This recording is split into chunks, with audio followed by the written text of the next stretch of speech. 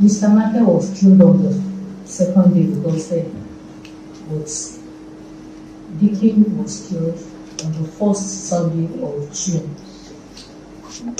The first Sunday of June. They killed them purposely because they felt that would force the hand of the government to give them whatever they want.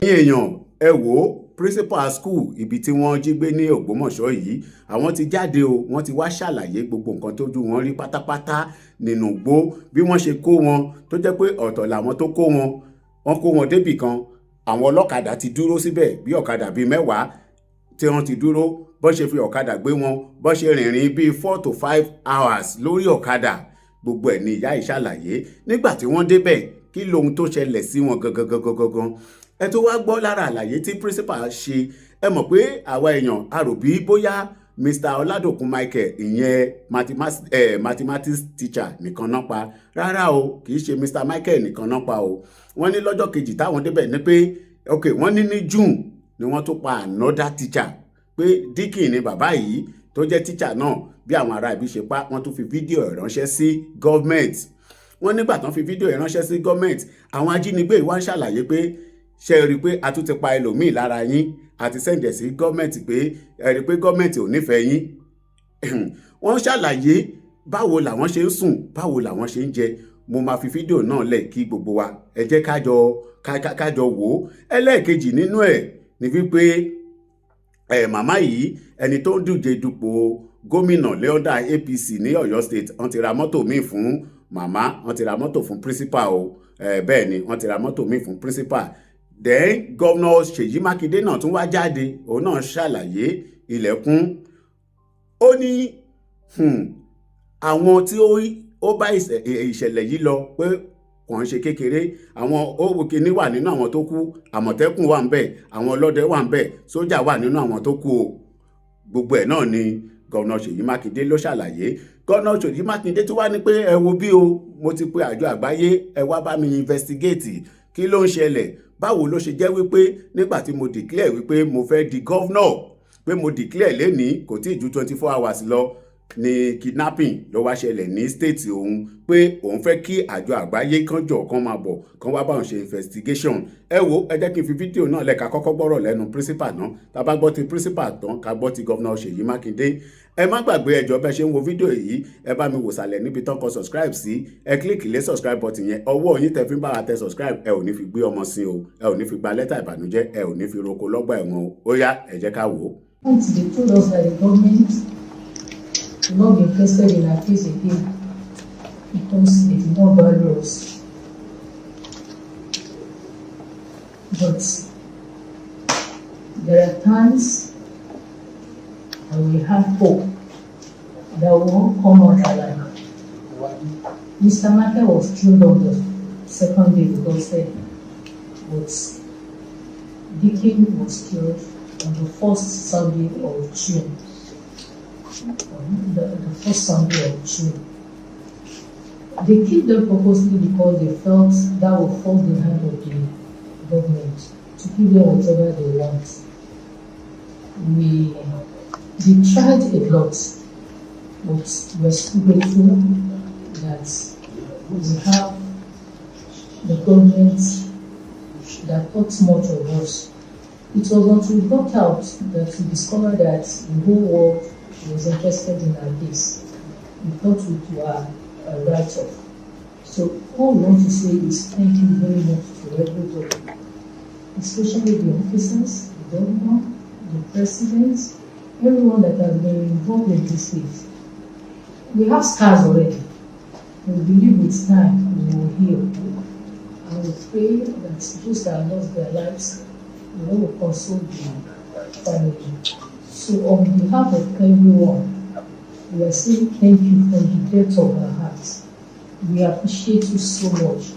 We appreciate all you have done, the effort you have put in, so that we all came out alive. Thank you so much. May the Lord continue to bless you all. Thank you very much. Only imagine incidents like we living it. It was not easy. We were in the forest. in the open most of the time, under the sun, under the rain, with the children. But we kept going because there was no way out. We knew it was God that could really help us. So that really helped us. And the fact that we believe that people are praying for us, that also helped us as well.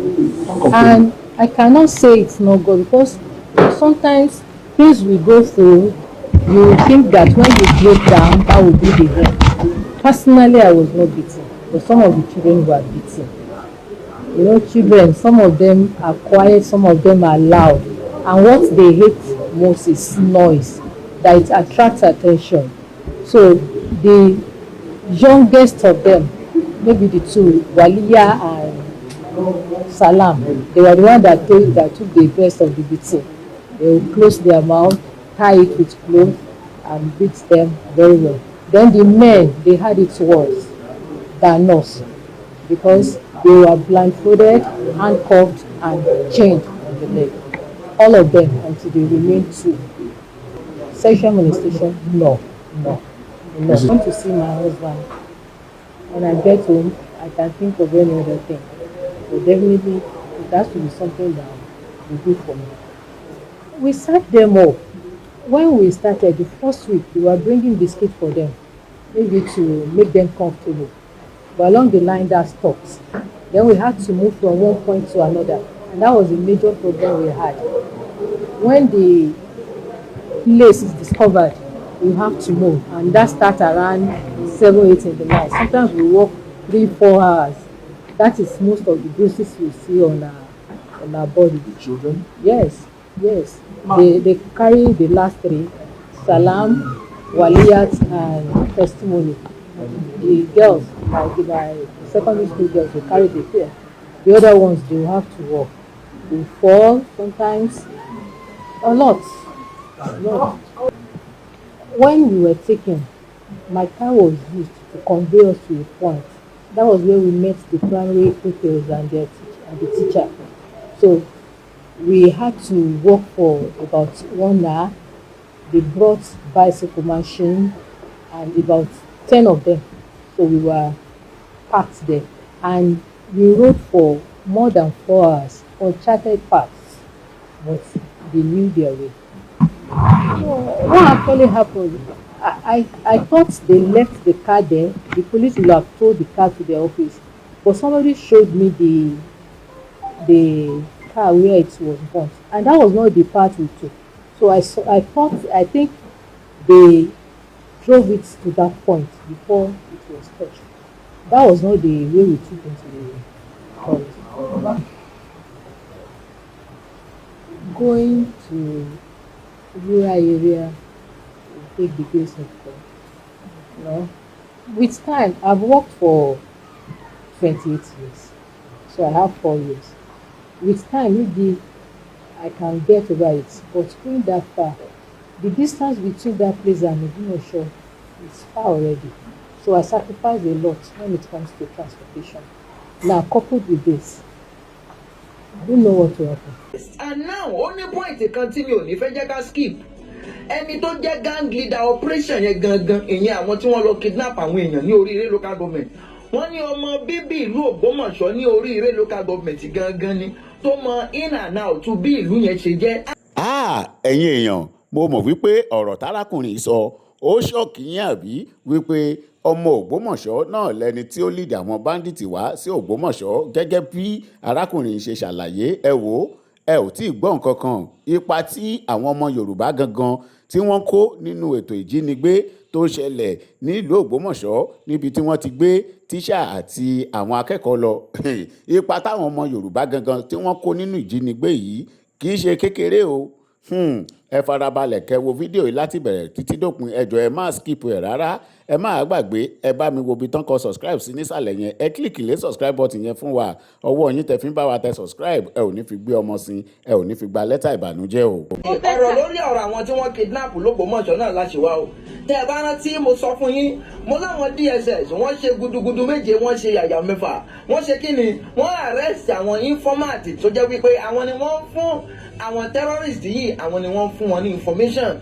ǹjẹ́ ẹ lè bìlíìfù pé àwọn ọmọ Yorùbá àti àwọn ọmọ Haúsá ló pọ̀ jù nínú àwọn tí wọ́n ń ṣe kíni tí wọ́n ń ṣe agbódegbà informant fún àwọn terrorist yìí. tẹ́ ẹ bá dẹ̀ gbàgbé mo sọ fún yín mo ní píkítọ̀ tẹ́ wọ́n lókè yìí àwọn tí wọ́n dè mọ́lẹ̀ wọ́n jọ ọmọ Yorùbá àwọn ilé òjò bandit wọ́n jọ àwọn terrorist yẹn àwọn Fúlàní tá à ń sọ ẹ̀yẹ́ yọ̀mí iṣẹ́ ti wá rí i pé gbogbo sọ kutukọ ń wu ẹ máa bá mi lọ kí n dárúkọ wọn lẹ́yọ kọ̀ọ̀kan fún yín. yẹ́sà ẹni àkọ́kọ́ tí wọ́n bọ́ arrest ni Adéwuyì Sunday tẹ̀sí ọkọ̀ gbórúkọ yẹn kò ní ìdíkan máa ṣàlàyé fún yín wípé ìran kan báyìí ló ti wá ẹ ti mọ̀ wípé ilẹ̀ Yorùbá ni Adéwuyì Sunday tí ẹnì kejì dẹ̀ ń jẹ́ Babangida Buhari Awalu bẹ́ẹ̀ ṣe gbórúkọ yẹn gan ẹ ti mọ̀ wípé Babangida Buhari Awalu ìyẹn ti Haúsá nìyẹn ṣùgbọ́n níbo náà ti arrest Babangida yẹ́sà ìlú Ìbàdàn gangan ní Ọ̀jọ́ iṣẹ́ ọlọ́kadà ló ń ṣe ìsànàkadà ráìdà kò fẹ́ yé wa mọ́ ẹ wò mí kò sì ń darúkọ lọ ẹ̀sìn ní sùúrù.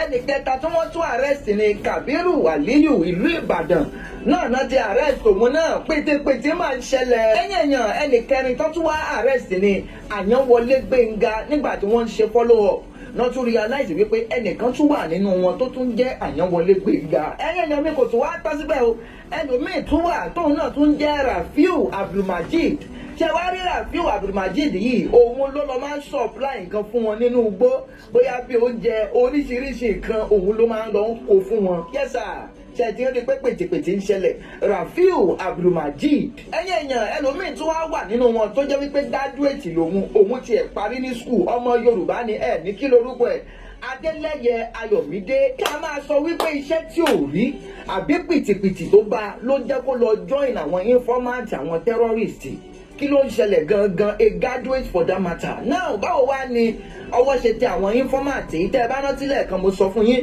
mo ní pé there is one guy Babangida Ọjọ́ ló wà nílùú Ìbàdàn tó jẹ́ ọlọ́kadà ìkan náà tún wà nínú wọn tóun náà jẹ́ Adélẹ́yẹ Ayọ̀mídé tó jẹ́ graduate tá a sọ lẹ́ẹ̀kan ṣé wá ní this particular Adélẹ́yẹ Ayọ̀mídé òun ni wọ́n bá fóònù ìkan nínú àwọn tí wọ́n kidnap ìyẹn ìkan nínú àwọn tíṣà tí wọ́n kidnap òun náà bá lọ́wọ́ ẹ̀ òun náà fi track ẹ̀ tán fi arrest òun tiẹ̀ nígbà tán máa fi ráyè pick àwọn tó kù wọ́n realize wípé most of these people àwọn ni wọ́n máa ń bá wọn ṣe agbódegbà lórí bí wọ́n ṣe báwọn terrorists yẹn ṣe máa rìn wọ́n ṣe máa jẹun wọ́n ṣe máa supply all necessary logistics wọ́n ṣe máa supply fún wọn. immediately tí àwọn Nigerian military tí wọ́n wá realize wípé now there is a way forward in as much that tí arrest àwọn informant wọn òun náà fi wá give order wípé now surround the forest wọ́n wá surround the forest òun lẹ́fí tí gbogbo wọn fi ń move nínú fídíò yìí tán move one by one wọ́n wá surround the whole forest and now ó ní point kan tí mi ò ní fẹ́ jẹ́ ká skip ẹni tó jẹ́ gang leader operation yẹn gangan ìyẹn àwọn tí wọ́n lọ kidnap àwọn èèyàn ní Oríire local government wọ́n ní ọmọ bíbí ìlú Ògbómọ̀ṣọ́ ní Oríire local government gangan ni tó mọ in and out tó bí ìlú yẹn ṣe jẹ́ and now ẹ̀yin èèyàn ó tún wá ní nǹkan tí mo gbọ́ wọ́n ní this particular man tí wọ́n behead wọ́n ní wípé ó possible kò jẹ́ wípé ìdí tán fi behead ẹ̀ ni pé ó dá ẹnìkan mọ̀ nínú àwọn tó wá ṣe kidnap operation yẹn in as much tó jẹ́ wípé ẹni tó jẹ́ gang leader tó lead operation yẹn gangan ọmọ bíbí ìlú Oríire local government ni ẹ bá mi ṣe ètò yìí ẹjọ́ àgbákòrè. ṣé tí wọ́n rí báyẹn wípé àwọn ọmọ Yorùbá novel future jù nínú gbogbo operation yìí tàdé ń pariwo pé bandit látọjọ́ yìí àgbákànrè o sincerely lẹ́yìn ìgbà tí àwọn military DSS ọlọ́pàá wá ti wá rí i pé àṣírí ti ń tú jáde lẹ́yọ kọ̀ọ̀kan wọ́n wá wò pé yes now we know what to do náà wá decide láti surround gbogbo forest yẹn lẹ́yìn ìgbà tí wọ́n wá surround ẹ̀ wọ́n wá tún wá mú ẹ̀rọ pé wọ́n ti ń get information wọ́n dẹ̀ ti wá fọ opportunity yẹn mọ́ gbogbo àwọn family àwọn tí wọ́n jẹ́ kidnappers yẹn tó wà nínú igbó yẹn wọ́n máa bẹ́ wọn lọ kó gbogbo family wọn pátápátá lẹ́yìn ìgbà tí wọ́n kó àwọn family wọn wọ́n wá ṣẹ̀ṣẹ̀ wá sọ wípé now ṣé ẹ fẹ́ surrender ni àbí ká pa gbogbo àwọn family yín lẹ́yọ kọ̀ọ̀kan ìgbà táwọn terrorist wá make call káàkiri táwọn ìpáwọn ọ̀rẹ́ nìkan kan pè mọ́ gbogbo àwọn informant wọn náà ti arrest time yẹn náà ṣe wá sọ pé e be like say problem don dey wọ́n wá pe àwọn government wọ́n wá ní now let us negotiate we are ready to surrender ẹ jẹ́ ká jọ negotiate nítorí nòbí ok ẹ jẹ́ ká jọ negotiate kò sí wàhálà ibi tán ti wá jọ ń sọ̀rọ̀ kan fẹ́ negotiate scope yẹn náà fi wá ráyè padà at the end tó fi wá ráyè arrest gbogbo wọn pátápátá. So in one word, what led to the rescue of these people? It was because their informants were able to be arrested. Tẹ́ bá máa wo gbogbo scenario yìí ẹ máa rí káwọn àwọn ọmọ Yorùbá future gan wọ́n ní wípé olè ò lè jalè kó nílé má mọ̀ sí olè ò lè jalè kẹ́nìkan má mọ̀ sínú ilé. ẹ̀yin ọmọ Yorùbá yẹ́sà àṣírí ti tú báyìí wípé kò possible kí wọ́n invade Yorùbá land without the hand of Yorùbá people. yẹ́sà pìtìpìtì ló máa bá anybody tó bá tún padà jẹ́ kí irú ilé ìṣẹ̀lẹ̀ Sàkànálà apá ọ̀ dànù wo Ògún apá ọ̀ Ṣàngó apá ọ̀ gbogbo ìdílé yín ló máa parun. yes. ẹ̀yin èèyàn ẹ wò iléeṣẹ́ ológun wọ́n ti gbé àwọn videos àti àwọn pictures kọ̀ọ̀kan wọ́n ti gbé wọn síta báyìí. kí ló fà á ni wípé ẹ̀yin èèyàn àwọn kan dẹ̀ sọ pé kíní rescue yẹn tán ní pé wọn sọ ráṣọ wọn ṣe kíní kan yẹn pé fake ni kò real kò ṣe ẹ mọ̀ ìgbà tó yí olóyè Sunday Igboho náà tán bẹ̀rẹ̀ tán lo drone tán wá kíní àwọn kan ní ó ń ṣe content ni ó ń ṣe kíní kan torí bẹ́ẹ̀ nírú àwọn videos tí mo ṣe lọ́wọ́ yìí ló ṣe wà.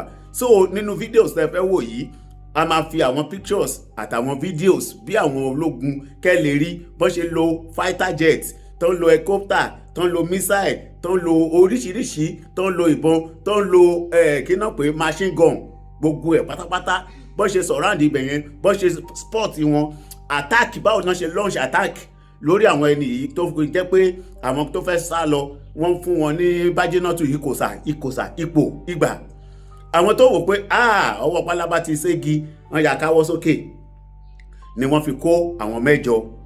now àwọn mẹ́jọ yẹn ṣe mọ̀ wípé mo ṣe máa fi àwọn fídíòs yẹn hàn wá o gbogbo àwọn fídíòs sí àwọn ológun tí wọ́n release yẹn mo máa fi hàn wá bẹ́ẹ̀ ṣe mọ̀ pé àwọn mẹ́jọ yẹn reason tó ṣe kó wọn torí pé wọ́n surrender. ìgbà míì wà iléeṣẹ́ ológun ti fi tó wa létí pé ìgbà míì wà irú àwọn mẹ́jọ tán kó yẹn wọ́n lè má jẹ́ ara àwọn ẹni yìí gangan o ó lè jẹ́ lára àwọn tí wọ́n jí gbé. so tí irú situation bẹ́yẹn bá ti wà wọ́n máa ń wọṣọ fáwọn náà aṣọ bandit wọn aṣọ àwọn sójà táwọn eléyìí tán máa ń wọ̀ yẹn wọ́n máa wọṣọ fún wọn. so ìgbà míì wà wọ́n lẹ́lòmíì wà tó jẹ́ pé wọ́n jí gbé tó ti pẹ́ lọ́dọ̀ wọn wọ́n lè ní kó máa bá wọn dáná. ẹlòmíì wà wọ́n ṣà fún wọn níṣẹ́ oríṣiríṣi láti máa ṣe pé torí bẹ́ẹ̀ wọn ò gbọ́dọ̀ ní pé wọ́n fẹ́ pa àwọn mẹ́jọ yẹn straight. ẹ mọ̀ pé lẹ́nu ọjọ́ mẹ́ta yìí ni minister of defence ló ti sọ̀rọ̀ kan ó ní ìlú Amẹ́ríkà wọn ò fojú re wo terrorist rárá pé so tí ìlú Amẹ́ríkà tó bá ṣe kí ni tó bá pa terrorist tó bá mú pé kò sí nǹkan tó stop Nàìjíríà náà láti ṣe bẹ́ẹ̀. lára òfin tó tún fi síta ó ní láti sìn lọ tí àwọn sójà bá ti wọnú gbó ẹni tí wọ́n bá ti rí tó jẹ́ pé bandit pé lẹ́sẹ̀kẹsẹ̀ kò gbé bájínátù fún pé ìwọ sójà tó bá ṣẹ̀ ń dúró de command pé kí wọ́n má dúró de command rárá o pé bá dúró de command rárá ìwọ sójà tó bá ṣẹ̀ ní pé òun dúró de ọ̀gá ẹ̀ kó ṣe sọ fún ẹ pé fire ìlò tó máa fire pé tán bá ti mú ẹ bọ́n ṣe treat bandit bọ́n ṣe treat terrorist bẹ́ẹ̀ náà ṣe máa treat irú sójà ọ̀hún. ó yá ẹ jẹ́ ká wo fídíò yìí kẹ́ wo àwọn fídíò sáwọn iléeṣẹ́ ológun tí wọ́n jù síta. ẹ̀yin èèyàn ẹ ti rí sìn pé kò ń ṣe kèrémí ṣe ti rí mi ò fẹ́ kí fídíò náà kó tóbi jù báyìí lọ torí pé kó má lọ ní kinní lórí mọ̀ pófin social media so ẹ máa wo ilé ìsìn ẹ ti rí ara wọn náà lọ yìí o ẹ wà àwọn mọ́tò tán gbé wá ẹ ti rí gbọ̀n bó ṣe wà ẹ ti rí rí ibi tó fi blue mark yẹn sport ibi táwọn ará bíi ìbá nìyẹn o ẹ ti rí sport yẹn tẹ bá wo àwọn ibi dáadáa ẹ rí pé àwọn sójà àbí àwọn squad tó wà ń bí special ni wọn o àwọn tó jẹ́ pé wọ́n train wọn fún nǹkan something like this ẹ ti rí bọ́n ṣe pọ̀ tó wọ́n train wọn fún something like this ni. àṣà ìgbà tán débí àwọn kan kò ń ṣàwọn tó sọ̀rọ̀ àǹdí igbó leléyìí o àwọn sójà kan ti wà àwọn DSS gbogbo wọn àwọn kan ti kọ́kọ́ sọ̀rọ̀ àǹdí igbó yẹn tẹ́lẹ̀ o ọjọ́ tán wá fẹ́ strike gangan náà kó àwọn ti bí ìdé pé ó yá àsìkò ti tó láti strike ṣe ti rí wọn ẹ rí pé ìmúra wọn so lórí screen yín tẹ bá ti ń wò ẹ lè ṣe kó bold ẹ ṣe tẹ bá ti ń wò lórí screen yín ẹ ṣe kó bold dáadáa ẹ máa rí nǹkan tí mò ń sọ ṣe ti rí wọn sìn ẹ rí bí pọ́n fẹ́ lọ jagun ẹ rí so àwọn tó ń sọ pé content ni ṣé content lélẹ́yìí báyìí ṣé American film lélẹ́yìí àbí India film lójú tiwọn ṣe ti rí abanijẹ́ ò ní gbà yìí àwọn kan ní irọ́ náà ń pa kò ẹ ti ráwọn sójà yẹn ṣe ti rí ẹ rí i pé àwọn tó ń train specially bóyá bíi tó ń train ní Israel tó ń train ní Russia tàbí bíi US àwọn lélẹ́yìí kò ń ṣe just anyhow kíní ló lọ o àwọn tó ń select wọn ṣe ti rí ẹ̀yin náà ẹ wò ẹ jẹ́ kó bòdì lórí screen yín ẹ jọ̀ọ́ torí mi ò fẹ́ kó ju báyìí lọ torí right lórí YouTube so torí bẹ́ẹ̀ la ṣe rọra ṣe ní kékeré báyìí now ẹ ti rí ọkọ̀ ojú omi nìyẹn o wọ́n lo keno ṣe ti rí ẹ ti rí sìn kò sí nǹkan tán lò tán wọ́n lo keno wọ́n lo fighter jet wọ́n lo missile wọ́n lo ẹ ti rí helicopter ṣe ti rí helicopter kẹ́ ẹ lè mọ̀ wọ́n lo missile wọ́n lo fighter jet kí náà pé bomb gbogbo ẹ̀ pátápátá armor tank gbogbo ẹ̀ pátápátá náà kó lọ bẹ̀ ṣẹ́yìn náà ẹ ti rí àwọn special squad yẹn bóyá rí ẹ ti rí àwọn kan wá ní content ẹ gbọ́ lójú tiyín ṣé content lélẹ̀ títí tán fi rescue àwọn bíi ibi tán ti ju kínní tán fi attack wọn gangan màá fi síwájú fídíò yìí mi ò fẹ́ jọ ìyẹn papọ̀ tá a bá ti wo fídíò síwájú sí màá tún wá fi ibi tán ti launch attack tán ti ju missile sáàrin wọn báwọn yẹn bọ́n ṣe túká màá fi síwájú nínú fídíò yìí kí gbogbo wa ká lọ wò ó ṣe ti rí sìn ẹ̀yin tẹ̀ ń sọ pé content ṣé content lélẹ́yìí o. ẹ̀yin èèyàn ọ̀pọ̀lọpọ̀ ìbéèrè ló ń lọ lọ́kàn àwọn èèyàn bẹ́ẹ̀ ni àwọn èèyàn náà ń fi ránṣẹ́ sórí social media pé kí ló ṣẹlẹ̀ tí ó fi jẹ́ pé nígbà táwọn èèyàn ń sọ̀rọ̀ pé adúpẹ́ lọ́wọ́ DSS adúpẹ́ lọ́wọ́ Nigerian Army Àmọ̀tẹ́kùn pé kí ló dé tí wọ́n dárúkọ ẹ̀rù ẹkùn pé ṣé olóyè Sunday Igboho ṣé kò bá wọn lọ ni ṣé òun náà ò sí lára rescue team tí ó lọ síbi tí wọ́n ti lọ rescue àwọn ọmọ yẹn gbogbo ẹ̀ lẹ́ máa gbọ́ nínú fídíò yìí pátápátá nínú economics wọ́n pè kinní kan ní division of labour ibi tíṣẹ́ olóyè Sunday Igboho dé nínú iṣẹ́ nínú nǹkan tó ṣẹlẹ̀ yìí gbogbo ẹ̀ náà lẹ́ máa gbọ́ nínú fídíò yìí. ẹ má bínú ẹ jọ̀ọ́ kó tó di pa máa wo fídíò yìí lọ ẹ bá mi kílìkì lé subscribe button tó wà nísàlẹ̀ yẹn ọwọ́ yín tẹ fi ń tẹ subscribe yẹn ẹ ò ní fi gbé ọmọ sí ẹ ò ní fi gba lẹ́tà ìbànújẹ́ ó yá ẹ jẹ́ ká wo fídíò yìí náà. lọ ní pé olóyè Sunday Igboho ti ṣiṣẹ́ tiwọn pẹ̀lú àwọn federal police wọ́n ti lọ ṣe research wọ́n ti rí bí gbogbo yẹn ṣe rí wọ́n ti discover wọ́n ti ní pé ibi iná wà ẹ rí i pé bàbá Kọ́lá Olóòtú ṣe fídíò kan nígbà kan wọ́n ní àwọn ọmọ yẹn ò pé ibi tán wà báyìí ò pé àwọn olóyè Sunday Igboho pé wọ́n ti rí wọn pé wọ́n ní wọ́n ti wà ní bíi bọ́dà láàrin Nàìjíríà àti Benin something like that tí bàbá Kọ́lá Olóòtú tó ń sọ tó dẹ̀ jẹ́ pé through olóyè Sunday Igboho náà ṣe ń get information yẹn but a ṣe máa padà sí orí ọ̀rọ̀ olóyè Sunday Igboho but nínú tẹ́ bá wo fídíò bí àwọn DSS àwọn Nigerian Army gbogbo àwọn tó jẹ́ security personnel tẹ́ bá wo fídíò bọ́n ṣe mú àwọn people ìbọn ṣe pa wọ́n ẹ mọ̀ pé Nigerian Army pé wọ́n ń ṣiṣẹ́ àwọn DSS wọ́n ń ṣiṣẹ́ àwọn tó jẹ́ pé security kìíní ní Nàìjíríà wọ́n ń ṣiṣẹ́ gbẹ̀mọ́ wá discover pé bóyá torí wọn rí ọ̀dà láti òkè ni tàbí kó jẹ́ pé láàárín wọn wọ́n rí àwọn tó jẹ́ pé saboteur tó jẹ́ abẹ̀yìn bọ́bọ́jẹ́ reason tí mo ṣe ń sọ bẹ́ẹ̀ ni wípé ẹ rí fídíò kan tó ṣẹlẹ̀ tí man tí ó kidnap sójà yẹn àti ìyàwó ẹ̀ ọ̀gá sójà ní ṣe Sokoto ni tó kidnap ọ̀gá sójà yẹn ó sọ̀rọ̀ kan ó ní wọn lè róhùn mú ó ní kékeré ìdí tí wọ́n ṣe lè róhùn mú ó ní gbogbo àwọn boys sójà yẹn pé kó tó di pọ́n dọ́dọ̀ òun ni òun ti mọ̀ pé because nínú àwọn sójà tó ń bọ̀ pé boys òun ló pọ̀ jù láàrin wọn wọ́n ti máa ṣàlàyé fóun pé then irú àwọn yẹn wọn lè róhùn kan láwọn fẹ́ pa òun that is one so tẹ́ bá wo bí wọ́n ṣe mú àwọn eléyìí ẹ̀wọ̀ ọgbọ́n tí wọ́n dá nígbà tí àwọn sójà tí wọ́n bẹ̀rẹ̀ sí súnmọ́ àwọn people yìí wọ́n mọ̀ pé àwọn sójà ti wà nítòsí làwọn náà bá ṣe lọ́ bá fi ohùn ránṣẹ́ pé ẹ wà á rí pé ẹ ti súnmọ́ bí o bẹ̀tẹ̀ bá súnmọ́ bí jù á ṣe kí ni a máa pa àwọn ọmọ yẹn àti tíṣà àwọn akàn máa wéèsì wọn dànù ọ̀dà kí ló wá ṣẹlẹ̀ àwọn DSS ọlọ́run ó yẹ ká máa pàtẹ́wọ́ fún wọn làwọn náà bá wò pé ókè kí náà lè ṣe ẹ rí i pé irú ibẹ̀ yẹn sìn ó ti kọjá àzìn kò ń ṣe nǹkan tí ìjọba lè ní pé ó yá olóyè Sunday Igboho ó yá lọ ṣe lé ìwá àwọn DSS wá wò pé ókè call tí wọ́n make call wọ́n bá bẹ̀rẹ̀ sí trace call wọn wọ́n trace call wọn sí gbogbo àwọn fámìlì wọn bó ṣe máa ń bá àwọn fámìlì wọn sọ̀rọ̀, gbogbo àwọn tí wọ́n máa ń pè lórí call bí DSS bó ṣe bẹ̀rẹ̀ sí tracy call àwọn people yìí nìyẹn. Now wọ́n wá tracy ẹ̀ dọ́dọ̀ àwọn fámìlì wọn ní Kaduna, Maiduguri, àwọn gbogbo àwọn northern state yẹn. Wọ́n bẹ̀rẹ̀ sí tracy call wọn pé ta làwọn eléyìí máa ń pè. Nínú àwọn tí wọ́n máa ń pè, bàbá wọn wà ń bẹ̀, ìyá wọn wà ń bẹ̀, ìyàwó wọn wà ń bẹ̀, ọmọ wọn wà ń bẹ̀. Báwọn DSS wọ́n ṣàṣeṣe iṣẹ́ yẹn, wọ́n wá lọ gbé gbogbo àwọn tí àwọn eléyìí máa ń pè yẹn, wọ́n gbé ìyàwó, wọ́n gbé ọmọ, wọ́n gbé bàbá, wọ́n gbé ìyá ẹlòmíì nínú wọn. Now àwọn DSS wá ṣe fídíò, wọ́n wá send ẹ̀ sí àwọn people pé ẹ wo bí o, mo máa àwọn ẹni tó sọ̀rọ̀ yìí náà mo máa ṣe play ẹ o, English náà sọ, I'm just trying to interpret it in Yorùbá, but mi ò ní lè gbé ojú wọn torí tàbí ká kàn ṣó ẹ̀ díẹ̀. Bẹ́ẹ̀ nǹkan tí mo sọ ni pé wọ́n ṣàkó àwọn fámìlì àwọn ilé náà bá fi hàn wọ́n pé ẹ ti rí àwọn fámìlì yín, bàbá yín, ìyá yín, ọmọ yín, ìyàwó yín rèé o. Tí ẹ bá fọwọ́ kan àwọn ọmọ yẹn tàbí tẹ bá fọwọ́ kan tíṣà kankan nínú ibẹ̀ yẹn, nǹkan tẹ́ ẹ ṣe fún wọn a máa wipe gbogbo fámìlì yín, a máa pa wọ́n pátápátá.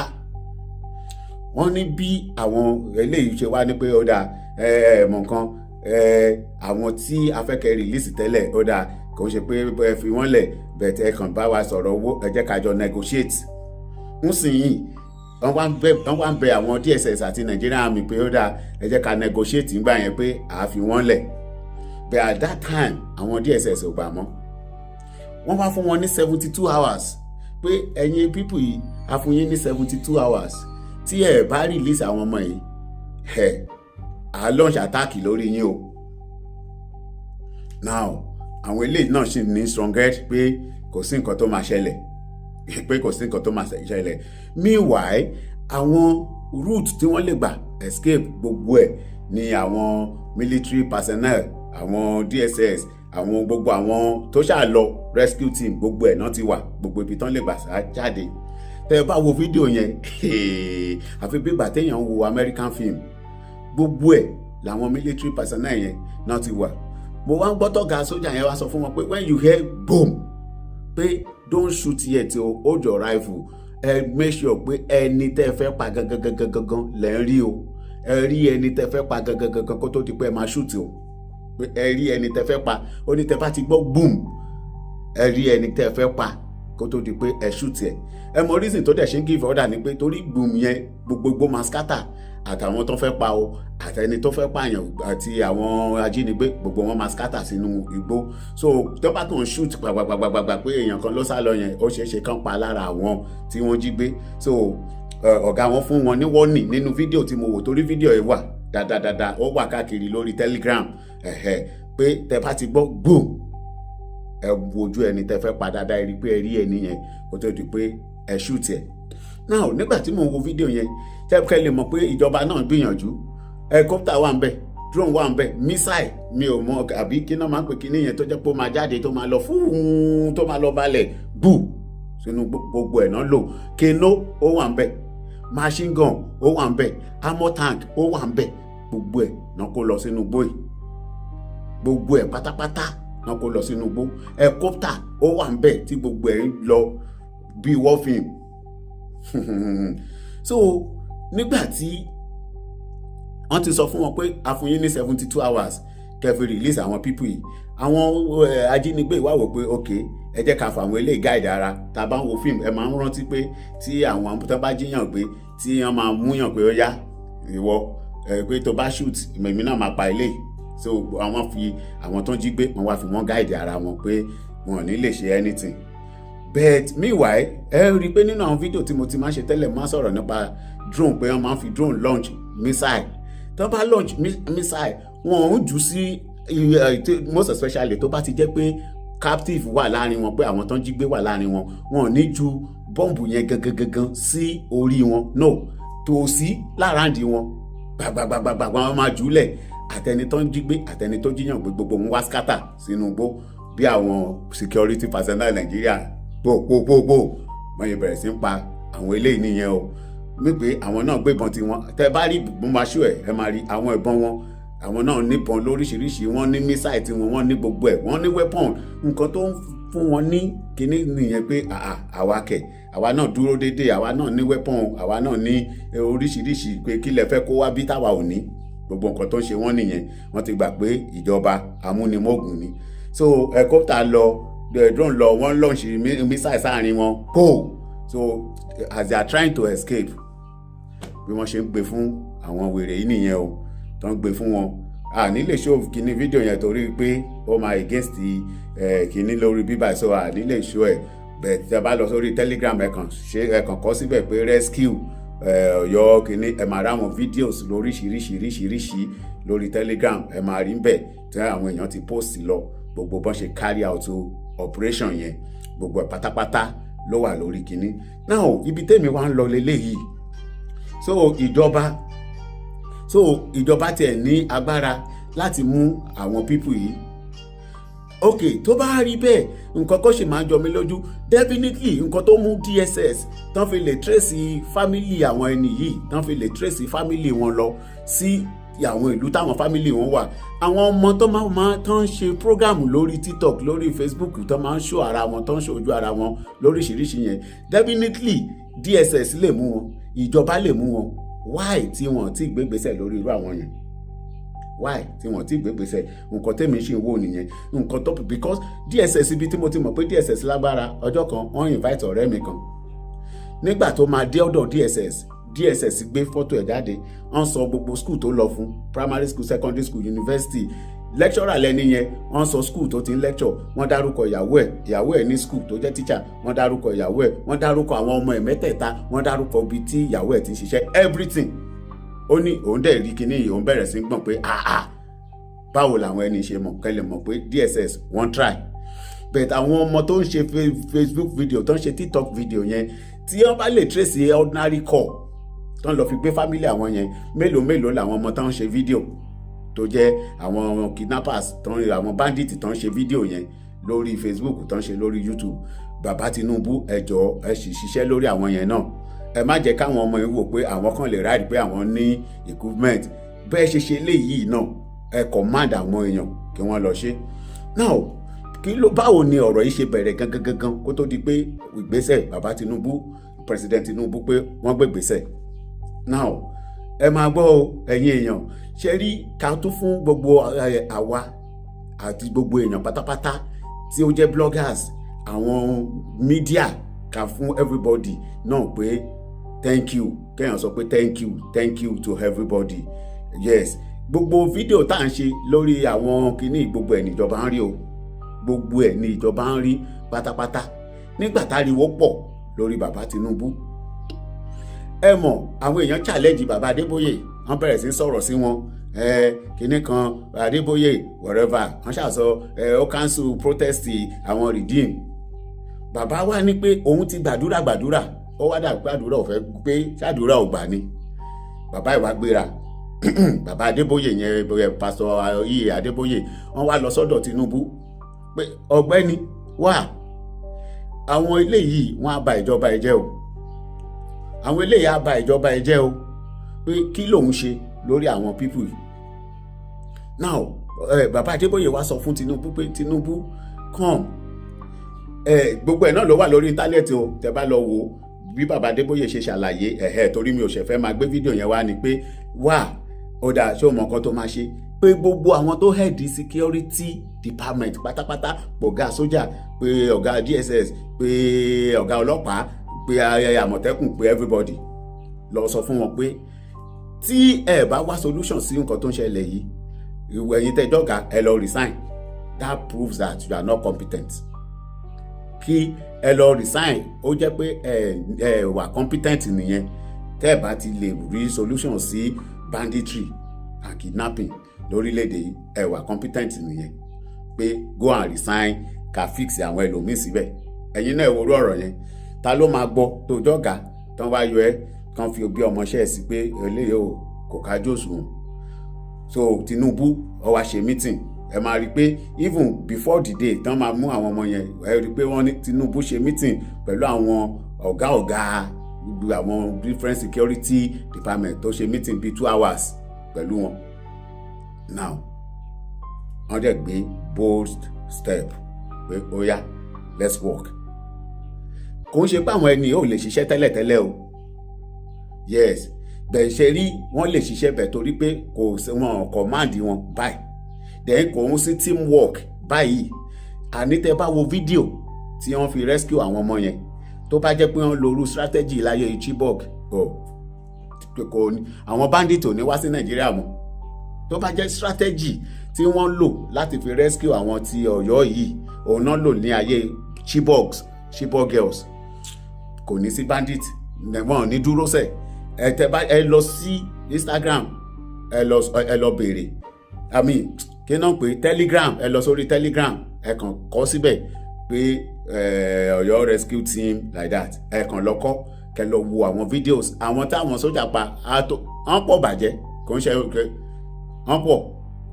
kàn pọ̀ bẹ́ẹ̀ kò ṣe máa show lórí bíbà wọ́n pọ̀ strategy tán lò wọ́n lo helicopter wọ́n launch missile wọ́n lo keno wọ́n lo armor tank wọ́n ṣá bomb gbogbo ẹ̀ náà kó lọ tó bá jẹ́ irú àtáàkì náà fi ṣe Chibok ní táìmù yẹn ni àwọn terrorist ò ní dúró ní Nàìjíríà mọ́. Now let's go to Gumi lẹ́yìn ìgbà tán ṣe léyìí sìn ẹ rí i pé Minister of Defence wá sọ̀rọ̀ pé àwọn Amẹ́ríkà wọn ò ní mercy lórí kí náà pè wọ́n ò ní mercy lórí àwọn bandit wọn ò ní mercy lórí terrorist pé wọ́n máa ń pa wọ́n ni. The Minister of Defence náà wá wò pé kò sí nǹkan tó stop Nàìjíríà náà láti ṣe bẹ́ẹ̀ Gumi wá jáde rá ní kò dáa kán máa pa terrorist tó bá ti repent pé Quran ò fọwọ́ sí pé òfin àgbáyé ò fọwọ́ sí kán máa pa terrorist tó bá ti repent. Látọjọ́ wo ni Tinubu ti sọ fún wọn bíi 2-3 months ago pé you people should stop tẹ́ ẹ bá stop we will wipe you go and stop.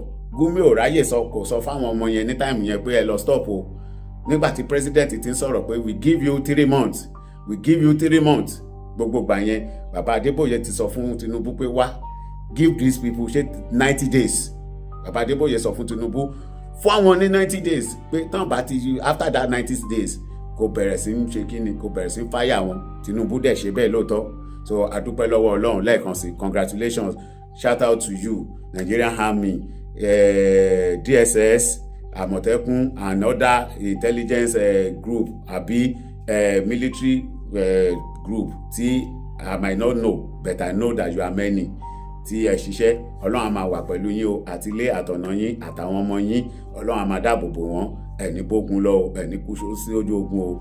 Thanks so much Baba Tinubu, God bless you too, God bless you. Baba Adébóyè, God bless you. Gbogbo ẹ̀yin àfáà ẹ̀yin pásítọ̀ ẹ̀yin imam tẹ parapọ̀ náà tẹ́ ń fi àdúrà ran àwọn tó lọ gba àwọn ọmọ ilẹ̀ lọ́wọ́ God bless you all. Gbogbo torí pé kò ń ṣiṣẹ́ èèyàn kan all the bloggers all the media houses tó jẹ́ pé ẹ̀ dákẹ́ ẹ̀ ń pariwo lọ́sàn-án lóru pé Tinubu kí ló ṣẹlẹ̀ kíní kan God bless you everybody God bless you God bless you Nigerian ire o. wọ́n tẹ̀ wọ́n pé ìbéèrè wà ní ẹ̀mí gbogbo ọmọ Yorùbá káàkiri ayé àti Nigerians náà wípé báwo náà ṣe dẹni ìtúsílẹ̀. Ǹjẹ́ ìjọba sanwó ọ̀yà náà káàpè ní ransom àbí ìdúnàdúrà jọ wà tí àwọn arábí yẹn ń béèrè? Tẹ́gbọ̀n pé wọ́n béèrè pé àwọn èèyàn àwọn tí wọ́n gbé kíjọba tú wọn sílẹ̀, àwọn ò béèrè owó, àwọn ò dẹ̀ béèrè ṣàríà, àwọn èèyàn àwọn tó jí gbé kíjọba tú wọn sílẹ̀. Ṣé ìjọba bá tú wọn sílẹ̀ làwọn náà fi fa àwọn ọmọ yẹn sílẹ̀ ni? Ìbéèrè di mélòó? Ó di méjì. Ìbéèrè àkọ́kọ́ ni pé ṣé ìjọba sanwó ni kó tó tú àwọn yẹn sílẹ̀? Àbí ìjọba lọ tú àwọn èèyàn wọn tí wọ́n gbé sílẹ̀?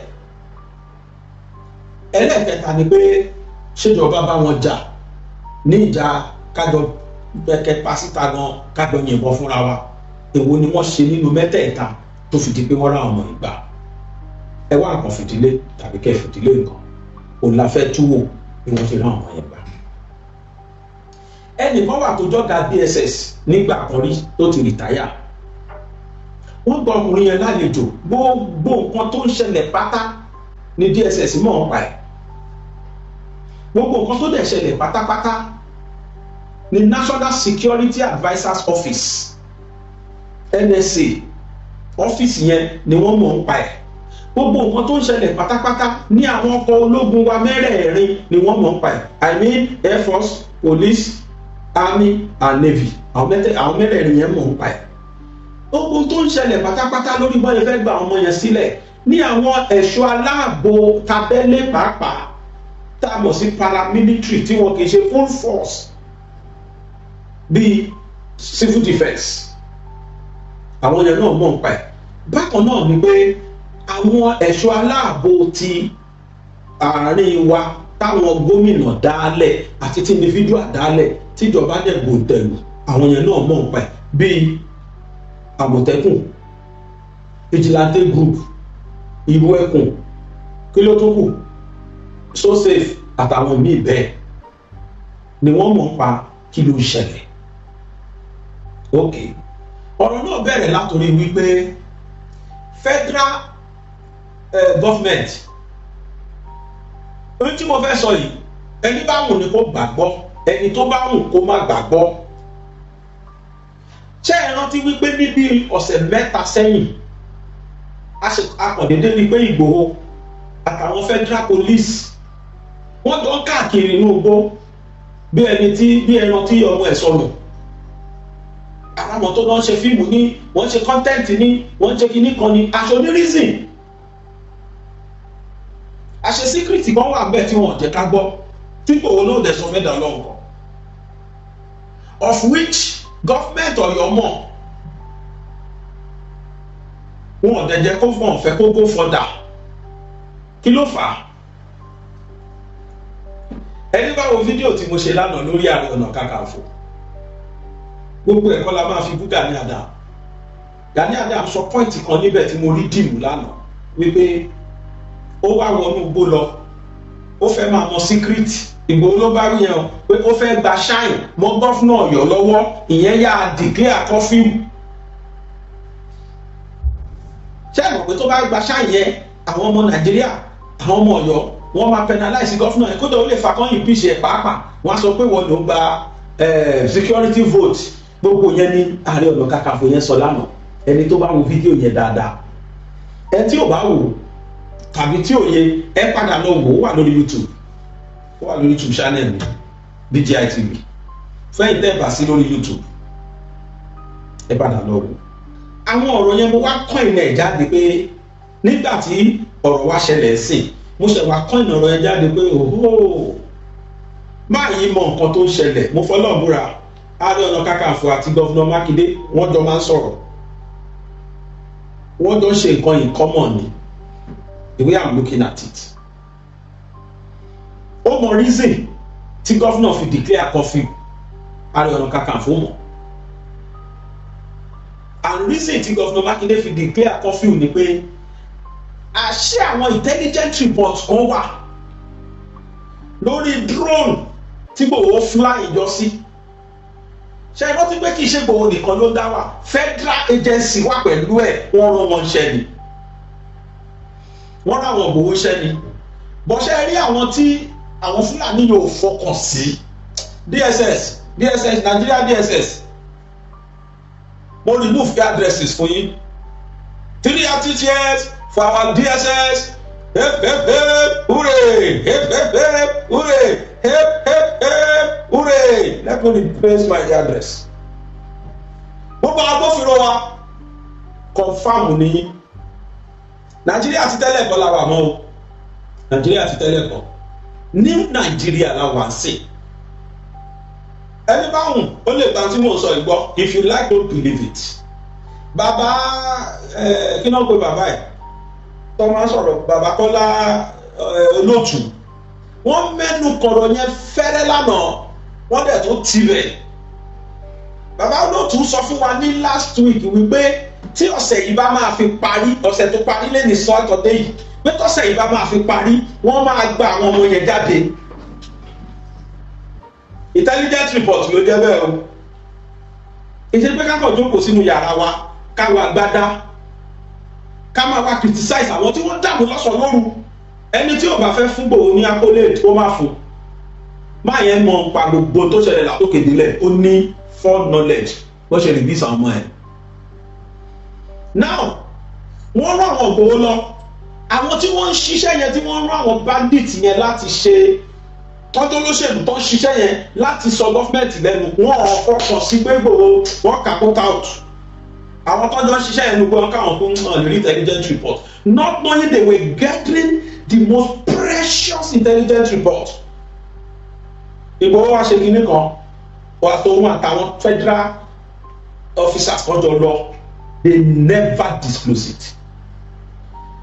Wọ́n lọ mọ ibo làwọn arábí yẹn wà specifically wọ́n lọ mọ kí ni distance sí ibi tí àwọn àmì táwọn kó pé kọ́ barricade wọ́n lọ mọ kí ni ẹ mọ kéèyàn rán ẹ tó bá wo Korean film èmi ṣẹ̀ṣẹ̀ wá gẹ́ẹ̀tì tó ṣẹlẹ̀ látòkè délẹ̀ ni kò yàtọ̀ sí kẹrán nínú mímọ Korean film tí mo wò mọ́ ó dà pé lu Jùmọ̀ǹgì ni àwọn ọ̀tá wá sí ìlú yẹn wọ́n fẹ́ mọ báwo ni ìlú tí Jùmọ̀ǹgì dálẹ̀ báwo náà ṣe lágbára tó àwọn Jùmọ̀ǹgì wá kó àwọn sójà kan jọ pé wọ́n ṣe bí arìnrìn kan ṣe bí ìtẹ́bí ń pa wọ́n kó wọn jọ sí ìlú yẹn nígbà táwọn Alámídé àwọn ènìyàn náà rí náà pé sáwọn tàbí bá jáde ọ̀dẹ̀ tẹ̀ láàrin rẹ̀ lágbára wọ́n ní gbogbo wọn rí wọn lẹ̀lẹ́ wọn lọ mú ebi ń pa wọ́n ṣe pé láì mọ̀ pé àwọn yẹn mọ̀ pé wọ́n ń bọ̀ àwọn yẹn fi wọ́n gather intelligence report. That is what we call strategy. Kò sẹ́ tó fọkàn sí Ìgbòho báwo irú report wo ni irú Ìgbòho fẹ́ mú wá kò jẹ́ kán lè mọ̀ pé àwọn arábí yẹn súnmọ́ àwọn. Number one táwọn DSS wá lò nìyẹn. Number two they now investigate again they investigated the family of those kidnappers. Wọ́n investigate ibo làwọn associate wọn wà.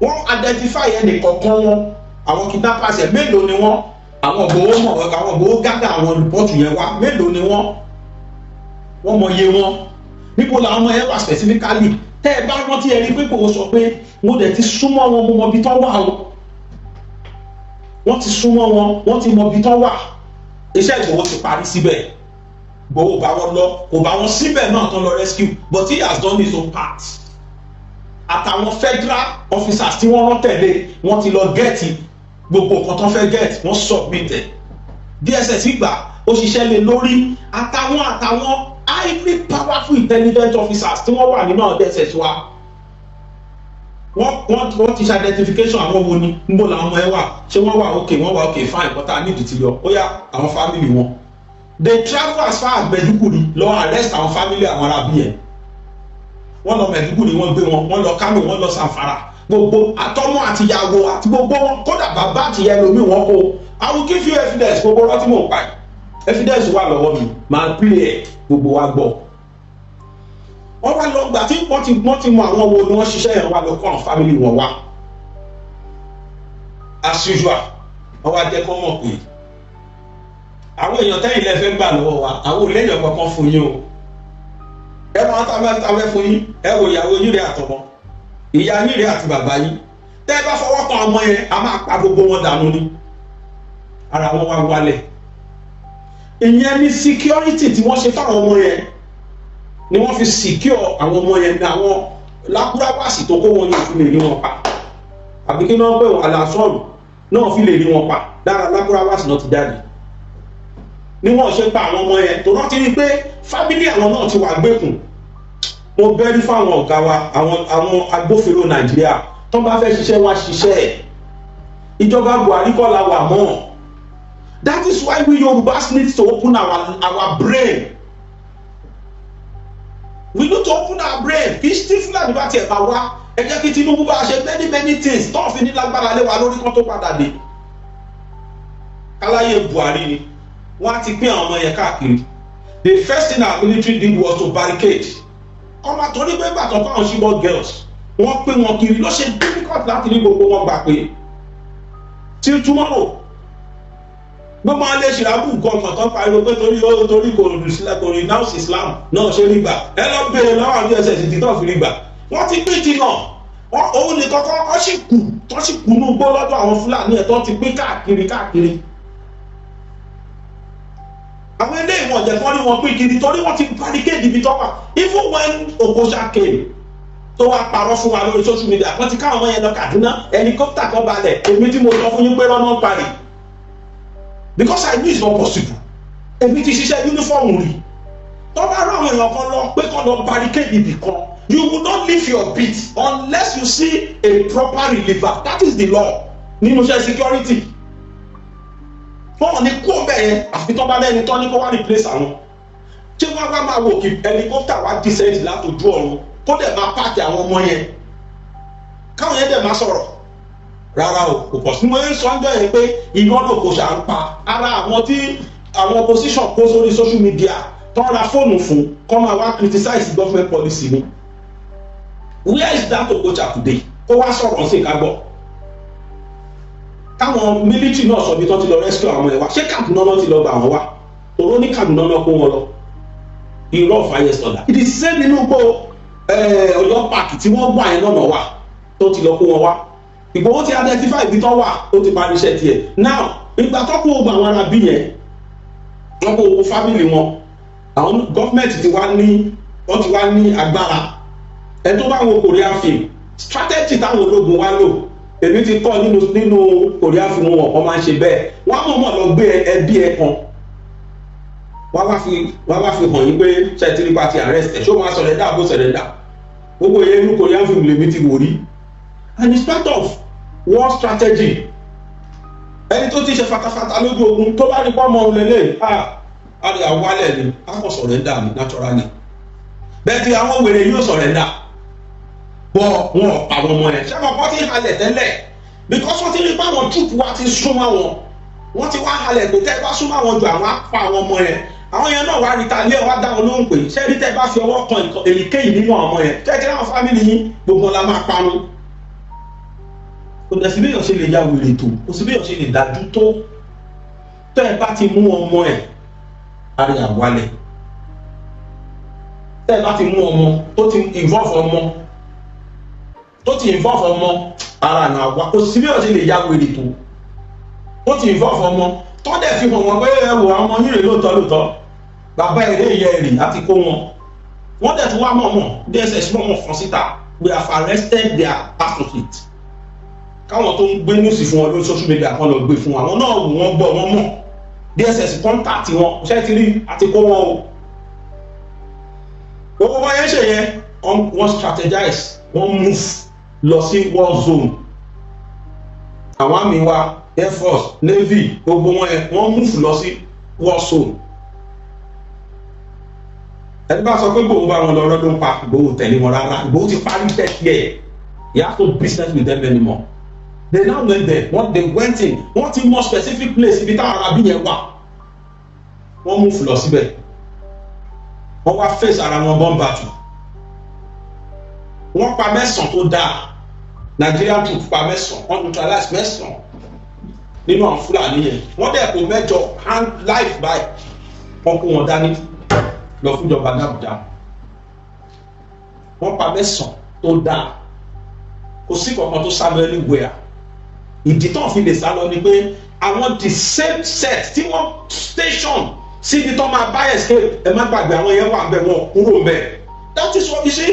Ṣé rí èmi ṣẹ̀ṣẹ̀ mọ̀ pé àwọn troop wa ká wọ́n ṣòwò gbogbo ayékáyé táwọn Fúlàní ń jẹ yìí there was no will tẹ́lẹ̀tẹ́lẹ̀ there was no will Nigerian government ò fún wọn ní will láti operate tẹ́lẹ̀ torí pé gbogbo ìjọba tó bá dé abẹ́ Fúlàní náà máa wà not until of reset mi ìmọ̀ bí tí Tinubu ti gẹ́ tó ti gain ẹ̀fọ́ntì yẹn mi ìmọ̀ bí tó ti rí ẹ̀fọ́ntì yẹn mi ìmọ̀ bí tó ti rí that the consequence tó ń lò lọ́wọ́ ẹ̀ I don't know mi ìmọ̀ bí tó ti rí ẹ sọ fún Gumi kóun náà máa múra tí ó bá ṣọ́ra bóyá bí tó máa bá lọ rẹ̀ because Tinubu tẹ̀mí wò yí ojú ẹ̀jẹ̀ ló wà sí ó ti dá gbogbo kan sí ó ti kò rán Fúlàní mọ́ rárá kò rán wọn mọ́ rárá initially ìjọba wa kì í parú àṣẹ tán pa ẹ̀ gbọ́n nǹkan tí minister of defence minister bọ́ síta tó wá sọ ni a ṣe lo fídíò yẹn lánàá defence minister sọ fáwọn troop wípé ìbọn tá a kó fún yín kẹ́ ẹ lè fi pa Fúlàní apanirun ni o kẹ́ ẹ lè fi pa kidnappers ni o kẹ́ ẹ lè fi pa àwọn terrorists ni o táwọn Fúlàní ò dá wọn dẹ̀ gbọ́ gọ́ọ̀mẹ̀ntì yìí ò ní padà síbẹ̀ ẹ̀rí tó ń ṣe fún good luck ni but Tinubu tó ṣe give a damn fún mínísítà láti máa sọ ẹ̀ síta lórí social media pé ẹnikẹ́ni nínú tó bá gbé mọ̀ dání tó bá fail láti pa terrorist òun gan terrorist la máa kà mẹ́. wọ́n ti tú wọn lẹ̀ ló jẹ́ bẹ́ẹ̀. ẹ jẹ́ fún wa ní stance kan láyé Goodluck Jonathan. tẹ́ ẹ rántí pé àwọn rank and file army kan wọ́n open fire sí colonel kan ẹ̀yin tẹ́ ẹ bá rántí tẹ́ ẹ wà ní social media ẹ̀yin tẹ́ ẹ bá correct lórí news láyé Goodluck wọ́n open fire sí rank and file sí colonel kan tó jẹ́ commandant wọn lójú ogun kí ló ṣe wọ́n ti jọ strategize kọ́dẹ̀ láwọn apaninu ìkọ́dẹ̀ open fire máa yẹn rí command wọn again àwọn yẹn wà wípé àkọ́gbẹ́ ní ìfẹ́ fi ẹni wa wéwu ni o máa yìí mọ̀ fẹ́ pa wá dànù ni o they open fire on him wọ́n wá rò pé ó ti kú tán kọ́ sọ pé ó bógun lọ ní unfortunately fún wọn kò kú tán gbogbo ọ̀nà padà kò tọ́ dájọ́ kú fún ẹ̀yin tẹ́ ẹ bá wà tẹ́ ẹ correct ẹ̀ máa rántí ọ̀rọ̀ tí mo ń sọ yìí nígbà Buhari dé ni wọ́n undone death penalty tán fún wọn gbẹ̀gbọ́n náà sack bọ́n ṣe ń ṣe wọ́n nìyẹn tẹ́lẹ̀ wọ́n á kó wọn lọ sójú ogun wọ́n á dẹ̀ fi wọ́n rúbọ torí pé president tó wà ń bẹ̀ nígbà náà àwọn tó bá wà ń bẹ̀ wọ́n máa ń wà lábẹ́ Fúlàní but for a whole minister of defence láti bọ́ síta láti máa wá give order wípé kill them ni òun sọ fún yín ẹnu tó aláìsí wọn ni ẹ má wojú ṣe àwọn ti declare war on them kò tí ẹ wà tó sí tó jẹ́ ransom wọn látọ̀dọ̀ ìjọba ẹ bá ti mú wọn èsì sàrà ní kẹ́ fi wọ́n ṣe and your failure to do that ìwọ gan tó ṣe bẹ́ẹ̀ yẹn tá a lè gbé mọ́lé ẹ lọ́wọ́ a máa tàmí as terrorist èèyàn ti mọ̀ pé ìjọba eléyìí ojú ẹ̀jẹ̀ ló wà kó wojú ṣe. Now because of that directive they moved to the war zone wọ́n wá bẹ̀rẹ̀ sí ní ṣiṣẹ́ làwọn Fúlàní yẹn bẹ̀tù wọ́n rántí pé family wa wà lé wọ́n ti mú wọn bóyá wọ́n wá fáwọn ẹbí wọn lẹ́ẹ̀sìn níṣẹ́ tán ti máa wọn kọ wọn tán ṣiṣẹ́ mi mọ́ o bọ̀mú yẹn bá yín sọ̀rọ̀ yìí ètò ti wọ́n àti ẹ̀ ti dọ́rùn ti pẹ́ bóyá ṣètàn ti ń wẹ́kọ̀mù wọn sí pé káàbọ̀ inú náà rèé o a lè sọ àwọn tó sì wà láyé nù wọn wọ́n ti máa jẹ̀wà wọn sìn ẹ wá ní gbogbo ọ̀rọ̀ tí mo pa yìí mo fẹ́ kẹ́ ẹ bá mi gbójú ayọ̀ yín sókè ẹ wo interview tán ṣe fún máyì ní àná ìgbà tán rí bísí wọn máyì yẹn ó rí fíìl gbogbo strategy pátápátá kí ló ṣẹlẹ̀ báwo ló ṣe mú wọn tí wọ́n bá wọn jà ní wọn sọ ìjọba Nàìjíríà ò sọ kọ́bọ̀ o bẹ́ẹ̀ báwo ni àwọn tí wọ́n mú àwọn èèyàn àwọn lákúráwàsì èèyàn wọn tí wọ́n mú báwo wọ́n ṣe lágbára tó báwo wọ́n ṣe pàtàkì tó fi jẹ́ pé àwọn èèyàn yẹn náà ń béèrè pé kíjọba release fáwọn ẹ máa gbọ́ ọ́nù interview tí mo fẹ́ play fún ẹ àwọn ènìyàn sọ pàtàkì débi pé America declare àwọn wanted United Kingdom declare àwọn wanted wọ́n mọ̀ wọn notorious criminal ni wọ́n so wanted list ni wọ́n wà àwọn tẹ̀ ní master strategy àwọn náà máa strategize so àwọn méjèèjì so important sí wọn gan náà fi fẹ́ náà sọ pé àwọn òfin owó àwọn fẹ́ kọ́ release àwọn ènìyàn ká lọ́ release wọn ní Nàìjíríà ti gọ́ra ẹ̀ Nàìjíríà wà ní rárá o not so fast àwọn ò ní release anybody àádẹ́gbà àwọn ọmọ wa jáde ọkùnrin tàtọ̀rẹ̀ kóbìnrin tàtọ̀rẹ̀ káwọ́ta ló lómi lẹ́yìn ẹsẹ̀ DSS ti tẹ́lẹ̀ tí Fúlàní rí lò kọ́ lọ arrest irú Ìgbòho tó ń jà fún lù DSS yẹn kọ́ bí eléyìí mọ́ o àwọn DSS eléyìí ojú ẹ̀jẹ̀ lọ wà Minister of Defence eléyìí ojú ẹ̀jẹ̀ ní nọ́tánà níbẹ̀ tí doesn't give a damn ojú ẹ̀jẹ̀ ló wà ṣẹ́fẹ́ gbọ́ ẹ̀ tó command the troop tí wọ́n fi lọ arrest àwọn ará bí yẹn tó fi lọ rescue àwọn ọmọ wa Ìgbò ni kì í ṣe Fúlàní kì í ṣe Yorùbá kì í ṣe Haúsá eje fe àbí kí wọ́n bá kà fún wa sí ẹ̀ gbọ́ ọmọ Ìgbò ni kì í ṣàkọ́kọ́ ènìyàn o tó bá rescue irú nǹkan bẹ́ẹ̀ kì í ṣàkọ́kọ́ nìyẹn báwo lọ̀rọ̀ ṣe wá rí báwo ni ṣíṣe bẹ́ tọ́bẹ̀ ṣe báwo lọ́bẹ̀ ṣe bẹ́ tó ṣe kú ẹ jẹ́ ká gbójú ayọ̀ wa sókè èmi máa láìkí kí n máa ṣe nǹkan pẹ̀lú proof ẹ tẹ́tí gbọ́rọ̀ máa yìí. The quality of intelligence that we had to come up with and eventually develop before this final rescue? I think we need to first have an understanding of the background. So sometime last year, precisely May, 9th of May, one of the top Al-Qaeda affiliates known as Ansaro leaders was arrested by the DSS. His name is Abu Bara, but his real name is... Ìtí máa yé sọ nínú kinní yẹn ni pé ẹnìkan ti wà nínú àwọn Nakurawas tí wọ́n arrest Abu Bara ni wọ́n porúkọ ẹ̀ Abu Bara ó tún máa dárúkọ kejì ìsìn ẹ wá gbọ́dọ̀ méjèèjì ṣe pàtàkì tó àwọn yẹn ni wọ́n kọ́kọ́ arrest. In fact, as a matter of fact, àwọn ló bí kí wọ́n lọ jí àwọn ọmọléèwé gbé. Wọ́n wò pé kí làwọn lè ṣe fúnjọba táwọn lè fi rí àwọn méjì ìtàn gbé yẹn. Ṣé àwọn méjì yẹn wọ́n pàtàkì ju wọn sí wọn ju kí ní dálẹ̀ lọ. Wọ́n ṣe tó àwọn méjèèjì yẹn. Ìkẹta tó ti kún sí ṣẹgbọ́n gbẹ́ nìkan nínú ọ̀sẹ̀ yìí. Wọ́n tún gbẹ́ nìkan lọ́sẹ̀ yìí nínú wọn. Ilẹ̀ Yíbò náà ti mú yẹn. So wọ́n ti di mẹ́ta. Àwọn tó pàtàkì sí wọn gan ni ọwọ́ ń tó lọ́wọ́lọ́wọ́ yìí. Last year ni wọ́n ti arrest àwọn méjì yẹn. Ẹjọ́ máa gbọ́ lọ. Abbas Mukhtar, popularly known as Abu Bara, was arrested. And the second one, who happens to be the main leader, which is popularly known as Mahmouda, whose name is Abubakar Abba, was arrested 27th of July by the DSS last year. So these were top leadership of the Ansar group and affiliates of the Al-Qaeda, and also wanted by the United States government and the United Kingdom government for terrorist-related attacks. So when they were arrested, the members became desperate to secure the release of their leader. Nígbà tó arrest kan ní 27th of July ní last year, wọ́n arrest kan níbi January.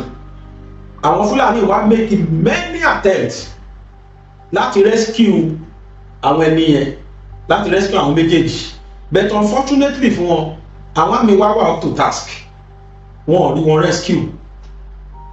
Ṣé rí tí mo rò? Ìní kan sáré wá sẹ́nu mi torí mo lè gbàgbé kí n má sọ pé ẹ̀ka tó ta bá play fídíò yìí tán. Wọn náà Nigeria government ló ṣe ń fà á. Torí pé a fẹ́ respect fundamental human rights ọmọ ìlú ló sì ń gbógun jà wá Nàìjíríà.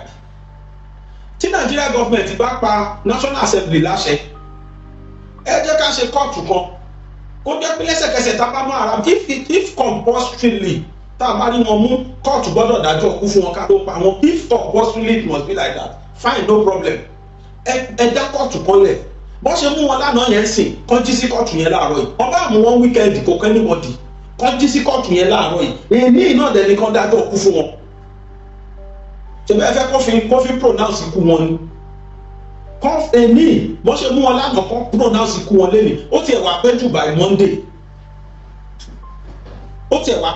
by Monday àwọn eléyìí ò ní ìdí fair hearing ẹ ti mú wọn ní scene of the crime wọ́n ti yìnbọn lọ ọlọ́pàá wọ́n ti pa sójà kò ní di investigation kankan mọ́ tó bá jẹ́ pé compulsorily court must pronounce their death fine no problem àti bọ́ ẹ make sure pé ẹ ní court kan stand by wọ́n ń gbé wọn báyìí ó pẹ́ jù láàrin ọ̀sẹ̀ yẹn kán dájọ́ kú fún wọn wọ́n lè sign death warrant yẹn kán lọ pa wọ́n publicly kí gbogbo ayé rí lẹ́sẹ̀kẹsẹ̀ wọ́n ti tẹ́ ẹ bá gbé wọn tẹ́ ẹ ṣe gbé wọn pamọ́ sí prison tẹ́ ẹ gbé wọn pamọ́ sí DSS custody ẹ máa àwọn ará bí wọ́n máa fẹ́ gbà àwọn èèyàn wọn lẹ̀ crime yẹn máa rẹ́ ó máa pọ̀ sí i.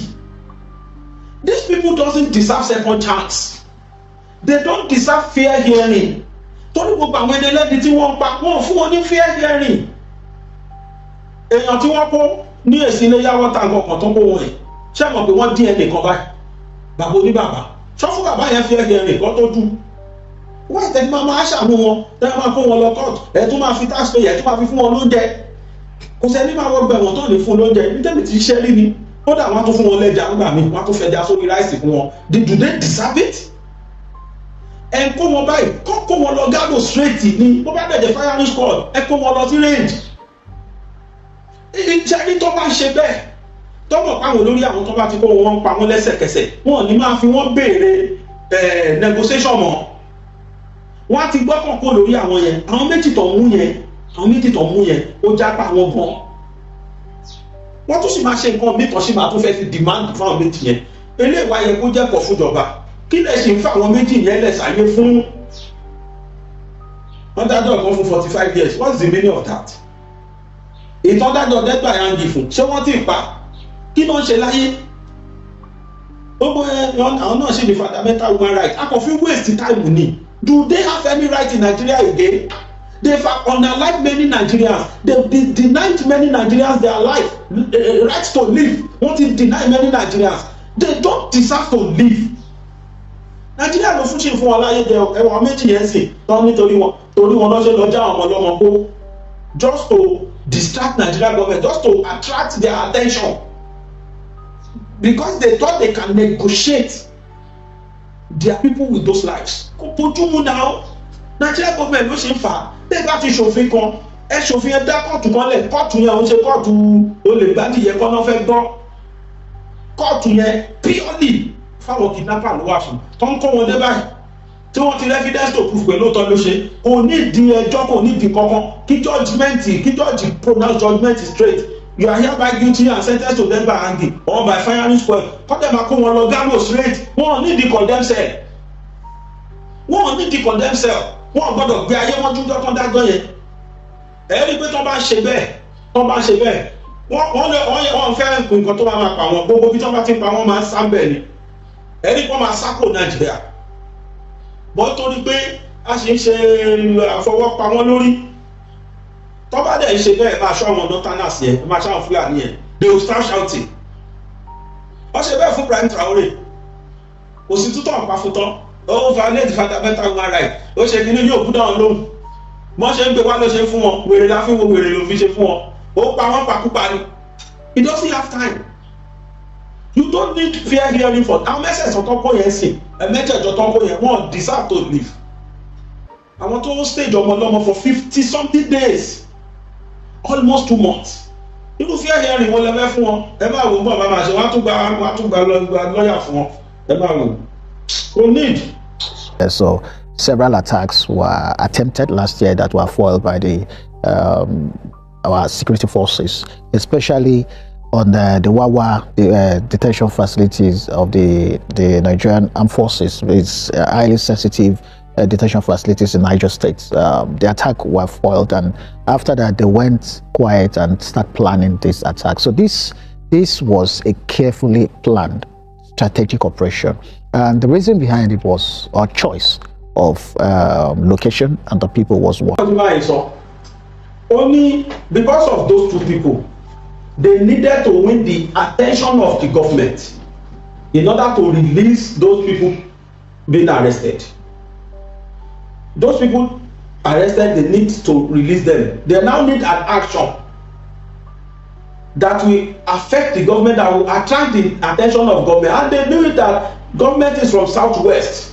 That was why they went to Southwest and kidnapped those children. Ṣebí torí pọ́nmọ̀ pọ̀ sí wà láyé ni. Tó bá mọ̀ pé federal government ti pa wọ́n láti gbọ́mọ̀ kó lọ́dọ̀ àwọn yẹn. But torí pọ́nmọ̀ pọ̀ sí wà láyé, wọ́n tẹ̀ mọ̀ báwọn lè ṣe nǹkan tí government fi lè rí àwọn.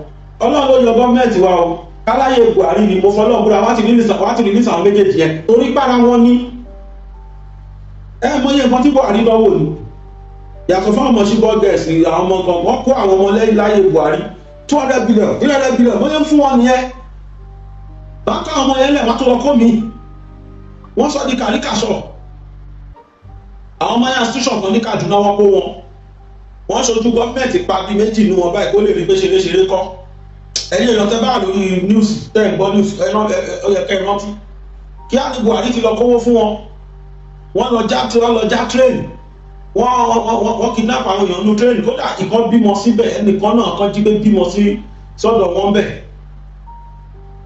gbogbo àwọn jágàjàgà yìí nígbà tẹ́yìn ti lẹ́ fọ́n tẹ́ bá ti rí wọn kó ẹ máa pa wọ́n ní ẹgbẹ́ ọ̀rọ̀ tí bá yẹn sọ ó ní wọ́n mọ̀ ṣe nǹkan yẹn ní Southwest so that wọ́n mọ̀ pé Southwest gọ́ọ̀mẹ̀ntì ti wá wọ́n lè rí attention gọ́ọ̀mẹ̀ntì ìyẹn náà lè sáré kó àwọn èèyàn wọn lẹ̀ wọ́n mọ̀ pé kì í ṣe business as usual mọ́. Was one. They needed a place where an action that can hit the government so hard to force the release of their leader. So they know that the president is from Southwest, so they decided to move the operation down south. And they needed somewhere close to the forest where they can quickly hibernate and then hide their children. So you don't necessarily agree with the Oyo State governor, who was quoted in the video to have said the abduction happened the next morning after he declared to run for president? No. You don't. Like, international terrorist organization don't have planned operations within a deal. Ẹgbọ́n ti gbà yẹn bí tí moderator yẹn bí ẹni tó ń bi léèrè question ẹgbọ́n tó bí ó ní pé you are now telling us that what Governor Makinde said mi ti fẹ́ sọ̀rọ̀ síbẹ̀ yẹn ni bóyá part 2 ṣẹ́ yìí ni máa sọ̀rọ̀ torí pásìkò èsì ọ̀rọ̀ ti tó báyìí ṣẹ́yìn rántí pé Governor Makinde wá ní ìjẹta yìí wípé ìjọ kejì tóun declare láago 2 ọ̀sán wọ́n wá láago 9 àárọ̀ ìjọ kejì wọ́n wá kó àwọn ọmọ torí òun tóun declare ni wọ́n ṣe wá kó àwọn ọmọ. Definitely he was accusing the federal government òun ló kó àwọn ọmọ yẹn pamọ́.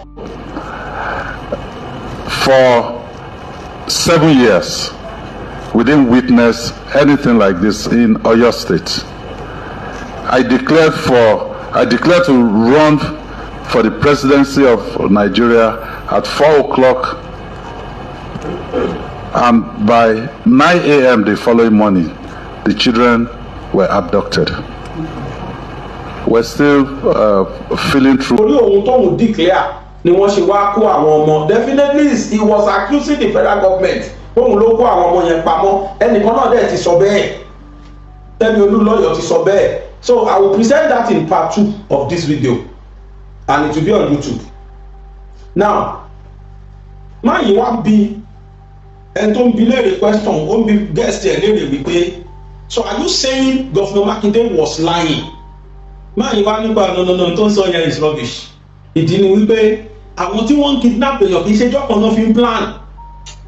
Wọ́n ti plan tipẹ́tipẹ́. Ó mà ṣe o. I wish. Ẹ̀yin èèyàn tẹ́ fẹ́ gbádùn fídíò yìí dáadáa ẹ wà lórí TikTok ẹ lọ wò lórí YouTube.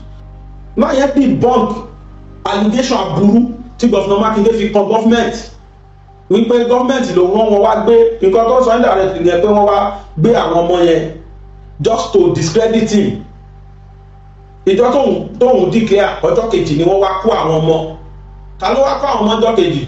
Government of the day. So báyìí ní kò sí tó jọ ó láwọn tí wọ́n ń jiyàn gbé ó ní kì í ṣe jọ́pọ̀ náà fi strategize.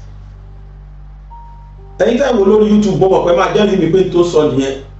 But mi ti fẹ́ sọ̀rọ̀ sí ti rí àyẹn rárá. Ẹ jẹ́ á sì clear báwo ló ṣe gba ọmọ yẹn náà. Ẹ jẹ́ á máa bá lọ. Within a day or 2 days. It can take them up to 6 months. These are professionals, and it's something they've been doing for years. So, secondly, they needed because the president is from Southwest. They know that if they hit close home, then it will affect him politically. It will put pressure on him. Then too, they also realize that the home of media in Nigeria is the Southwest. So it will generate, a very serious media hype, and it can easily go international. Hold that thought for a minute. On the background you just gave us, authorities are saying now that the kidnappers demanded the release of one of their kingpins who is currently facing prosecution, but government refused. How significant is that decision from a national security perspective? So we're talking about leaders of international terrorist organizations. You don't just release people like that, and it's also going to affect us, within the committees of nations in terms of our approach, corporations and the rest in terms of intelligence that we share on terrorism globally. And this is something that we need to commend this government for, and that is their resolve to say we're not going to negotiate. This is non-negotiable. What you're asking for is a no-no. And when you say it's a no-no, it means that the only option is to rescue. And we're talking about kids of 2, 4 years old, of age involved here. It's not an operation that you can just, go gun ablaze and then enter the forest and start shooting. So it requires careful, operational plans. And if you look at what has happened here, the operation involved the DSS, the special operation squad of the Nigerian Navy, that is the Nigerian equivalent of the US SEAL, Naval SEAL.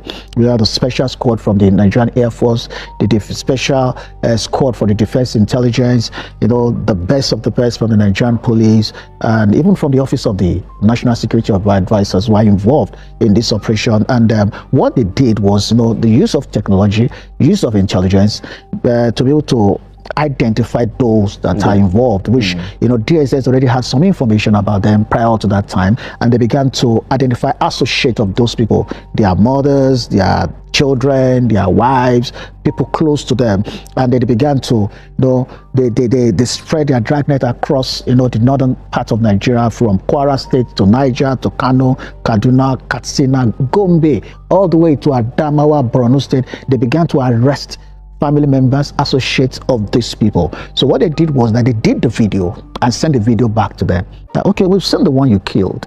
If you kill anyone, we also kill your own family member. So if you want to negotiate, see, they were able to trace the family members. Family members, everyone close to them.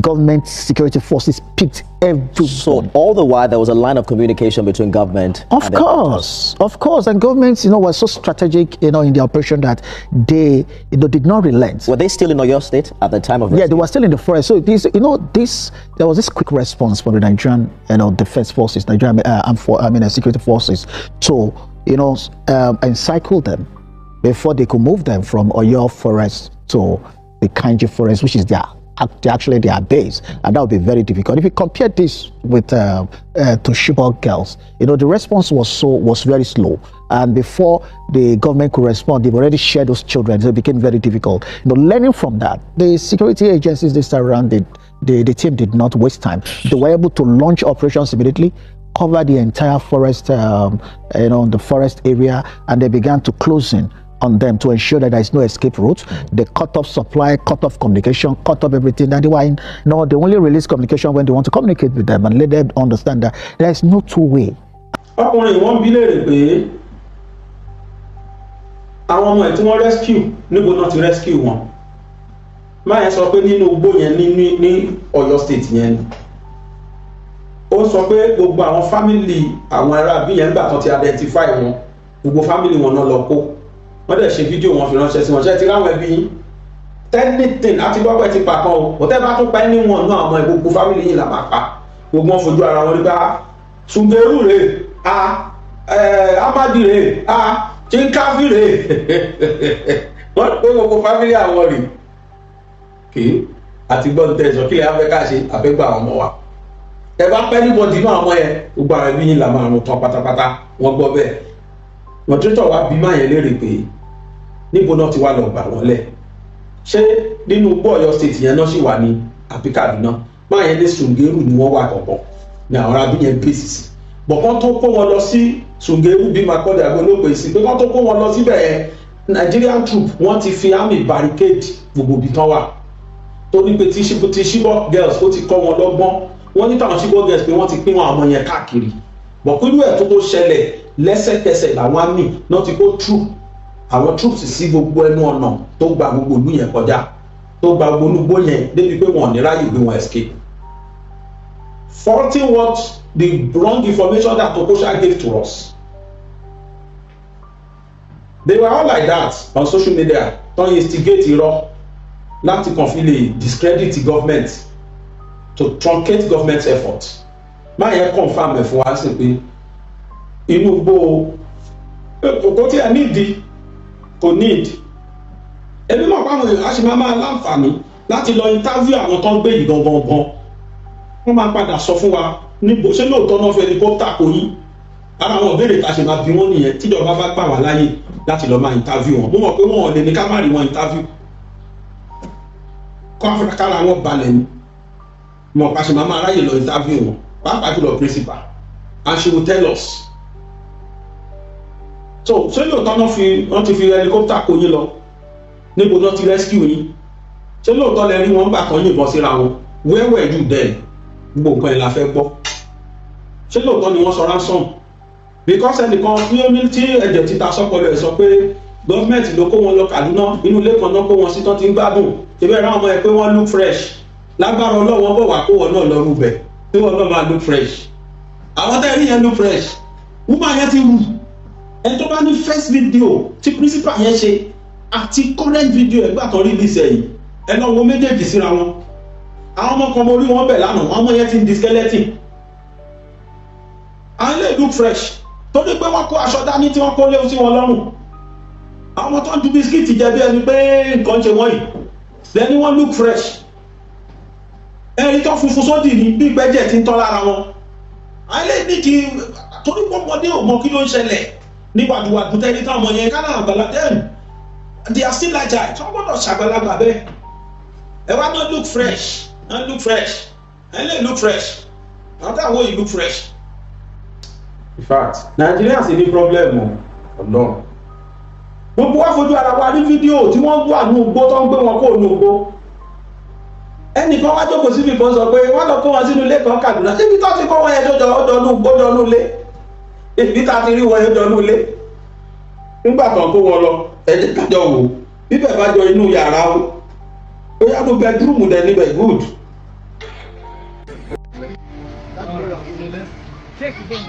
Take more. Oh, yeah. All right. You're welcome. Thank you, Chelsea. All right, so take care. Okay. Okay, let me try. It's okay. Okay. Everybody is good. I don't know. It's sorry, don't worry. No, don't worry. Don't worry. You're okay. We take care of it. Don't worry. You get your car now. We'll get your car. We'll take care of it. Nigerians, mo fẹ́ ká ṣe sùúrù gan, ṣe rí gbogbo àwọn tí wọ́n dà síta láti máa wá discredit ó rèé sí nígbà tí wọ́n ti release àwọn ọmọ ẹ̀ gbogbo ayé ń pariwo ẹ lọ kó wọn wá o wọ́n tún release wọn tán. The opposition are now shouting, those that are against the government of the day, they are now shouting àwọn náà kó wọn pamọ́. Ẹnìkan sọ fún mi mo dẹ̀ padà rí kó ṣẹlẹ̀, ẹnìkan sọ fún mi pé ẹ ṣàdúrà kí Ìgbòho má gba àwọn ọmọ yẹn sílẹ̀ o, ẹ ṣàdúrà kí Ìgbòho má rí wọn kó wá o. Ẹni tó ń pè mí lórí fóònù ó ní kí ló dé ní bàbá gbàgede ó ló dangerous, mo ní lọ́nà wo sà ó ní ṣé bí ìmọ̀ pé wọ́n á sọ pé Ìgbòho ló lọ kó àwọn ọmọ yẹn pamọ́ pé Ìgbòho wà lọ kó wọn lẹ̀ nígbà tó rí pé òun ti fẹ́ gba star. Mo ń sọ fún bàbá yẹn pé a sane Nigeria will never think like that, pé láíláí kò sẹ́ni tó máa ronú bẹ́ẹ̀, àṣé òótọ́ ni. Federal government troop ó gba àwọn ọmọ yẹn sílẹ̀ nísìn. Some people now stand up, started shouting, or they stood up so to say. They now started shouting wípé pẹ́pẹ́sẹ́ kan ìjọba òun ló kó àwọn ọmọ yẹn pamọ́ ó dẹ̀ tún ti wá lọ gbà wọ́n lẹ̀. I don't have anything to say than just to be laughing, to be smiling, and if I have a glass of non-alcoholic champagne or non-alcoholic wine kí n rọra máa zip ẹ̀ kí n dẹ̀ máa rẹ́rìn ni. Bọ́rọ̀ yẹn ṣe jẹ́ òun náà nìyẹn o. Àwọn tí wọ́n gba àwọn ọmọ yẹn sílẹ̀ fierce gun battle òun ni wọ́n jọ ṣe pẹ̀lú àwọn troops lélẹ̀ tó jẹ́ pé àwọn troops yẹn pẹ̀lú àwọn troops wa àti àwọn kidnappers yẹn wọ́n fẹ́ jọ fi jà pẹ́ta ni débi pé 9 nínú wọn ni wọ́n gbógun lọ ìyẹn nínú àwọn kidnappers. Kì wá ṣe pé bóyá nínú àwọn tiwa náà o, kì í ṣe pé ààrẹ tó kú nínú wọn o, torí mo rí kàbí kan pé nínú àwọn ológun wọn ò dárúkọ ológun tó jẹ́ àwọn náà pé wọ́n kú nínú ẹ̀ pé wọ́n bá lọ. So kì í ṣe pé bẹ́ẹ̀ làwọn àmì wa náà lọ àmọ́ bóyá àmì ni wọ́n pa o, bóyá àwọn paramilitary tán tẹ̀lé wọn o, bóyá àwọn air force àmọ́ bẹ́ẹ̀ nínú àwọn ológun yẹn náà kú tí wọ́n pa. Ó ní mo ṣe sọ fún federal government pé àwọn tán kó yìí náà àwọn 8 tán kó yẹn sìn wọ́n tún máa lọ kún àwọn tíjọba kó sẹ́wọ̀n ní why tán fi wọ́n sẹ́wọ̀n rárá.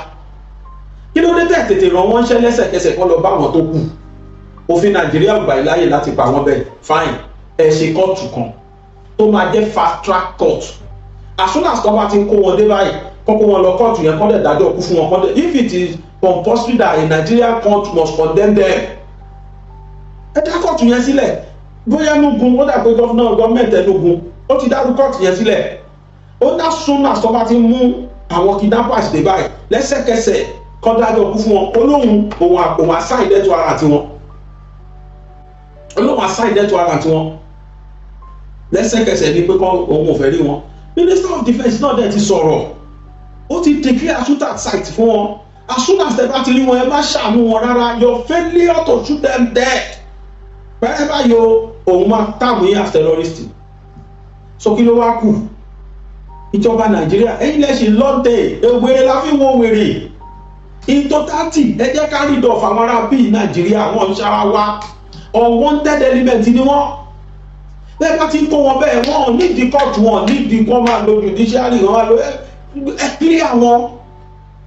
Fortunately adúpẹ́ fọlọ́run pé ti council repentant àti ẹ̀fẹ̀ gbọ́n tó jẹ́ repentant kankan nobody is repenting anything nígbà wọ́n bá tó wọn gbájọ́ aláwọ̀ repent we don't want enough of prodigal son àfẹ́ mọ́ bàbá tó ṣe prodigal son gan-an wọ́n ti kó àtọmọ ẹ̀ ló gbégbélì ẹ fi yẹn lẹ̀ àfẹ́ kẹ́nìbọ̀dì lóhùn túbà ìtúbà orí ahọ́n tó yẹ pé tó ń bá náà wọ̀n gbogbo ìtí Buhari ṣe ló ń bu wá lọ́wọ́ yìí gbogbo àwọn tí Buhari kó sínú mi tí Buhari jẹ́ pé èèyàn ní brain problem apààyàn lèèyàn ẹ mọ̀ pé èèyàn ti pa ìmọ̀ye èèyàn ó wá lóhùn túbá òun rí pẹ́ǹtì ẹ kó wọn lọ jẹ chicken jẹ turkey ẹ tún wá dá wọn padà sínú iṣẹ́ ológun wa débi pé wọ́n pọ̀ sí threat sínú iṣẹ́ ológun wa sìn it is totally appalling we must stop that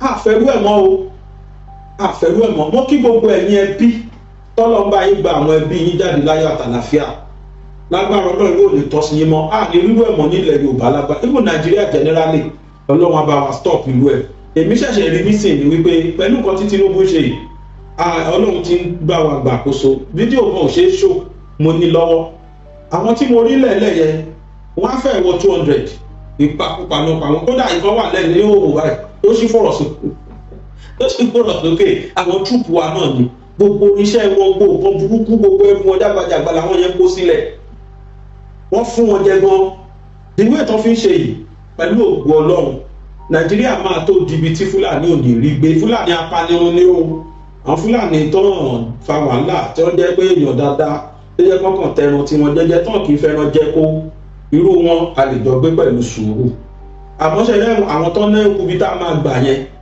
lágbára Ọlọ́run gbogbo wọn ni wọ́n máa bógun lọ́wọ́.